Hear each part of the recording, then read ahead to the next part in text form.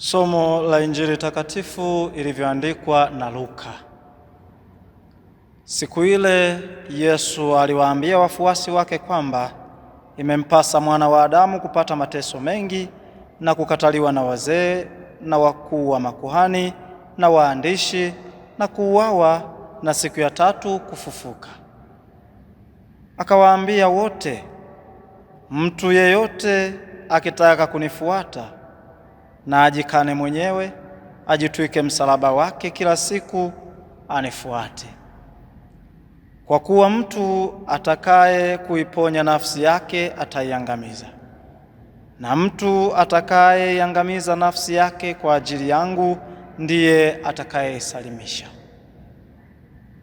Kwa kuwa yamfaa nini mtu kuupata ulimwengu wote kama akijiangamiza au kujipoteza mwenyewe?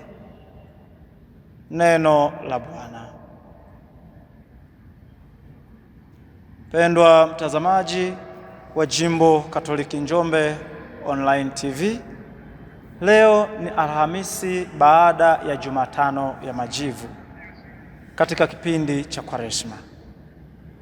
Tunapewa ujumbe kwamba yeyote anayetaka kuwa mfuasi wa Kristo sharti ajikane mwenyewe, ajitwike msalaba wake kila siku na kisha amfuate Kristo.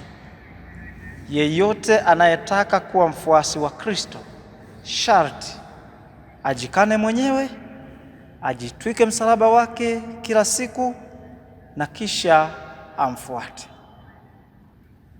Kristo. Hali akijua yatakayompata, anawadokeza wafuasi wake japo kwa uchache ya kwamba imempasa mwana wa Adamu kupata mateso mengi na kukataliwa na wazee wa makuhani, wakuu wa makuhani na waandishi, na kuuawa na siku ya tatu kufufuka. Jambo hili linaonekana kuwa zito na gumu miongoni mwa wafuasi na hata miongoni mwa wanafunzi wake.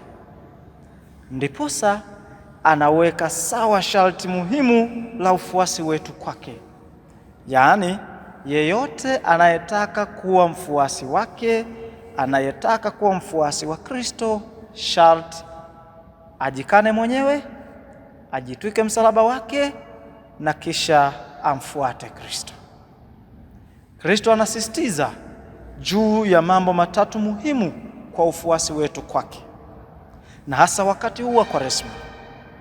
Jambo la kwanza, kujikana mwenyewe, yaani kutumika ipasavyo bila kujibakiza kwa ajili ya wengine na kwa ajili ya Kristo.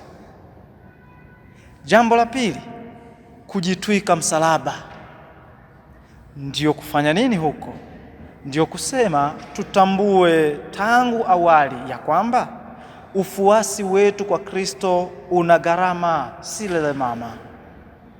Tunapaswa kupokea kwa mapendo changamoto zinazoambatana na ufuasi wetu kwa Kristo, kuvumilia changamoto hizo na hata kubeba magumu hayo kama sehemu ya kuunganisha na maumivu ya Yesu Kristo mwenyewe pale msalabani. Magumu na changamoto tunazokutana nazo zina lengo la kutuimarisha kiimani, na hivyo yatupasa kusimama imara katika imani. Na jambo la tatu tunaloambiwa ni kumfuata yeye.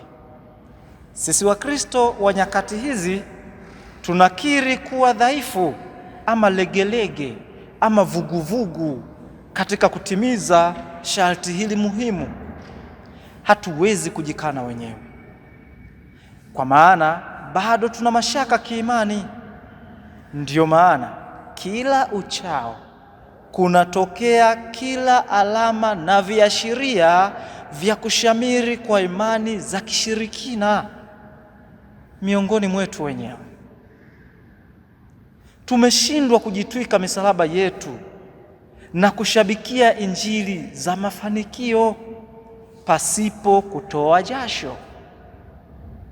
Na mwisho, tunashindwa kumfuata Kristo kwa maneno na matendo yetu. Wapendwa familia ya Mungu, hatujachelewa. Kristo anatupatia nafasi sasa katika Kwaresma hii, tukisindikizwa na ujumbe wa maaskofu wetu usemao, ndugu, msichoke kutenda mema. Katika sura ya 4 namba 58 wanatuambia tuwe mashahidi wa Injili ya Kristo, si tu kwa kuitangaza imani yetu kwa maneno, lakini pia kwa kuiweka katika matendo yetu ya kila siku. Lakini pia kwa maneno mengine, tuwe mashahidi kweli wa Kristo kwa kuwa sio wanenaji tu, bali watendaji wa yale tunayoyasema.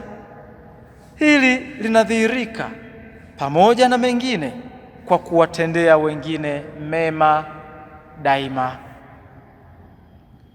Tutakuwa mashahidi wa kweli kama tutakuwa tayari kujikana wenyewe, kujitwika msalaba na kumfuata Kristo siku zote za maisha yetu. Tumsifu Yesu Kristo.